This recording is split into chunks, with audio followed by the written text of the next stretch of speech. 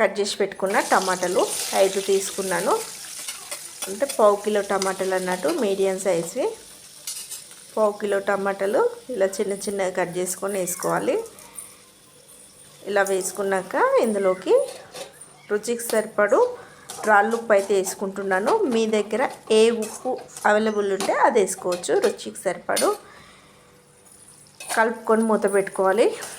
మధ్య మధ్యలో మూత తీస్తూ కలుపుకోవాలండి.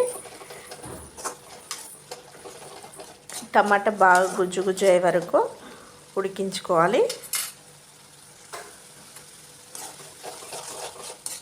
చూడండి, టమాటా అయితే మంచిగా ఉడికింది.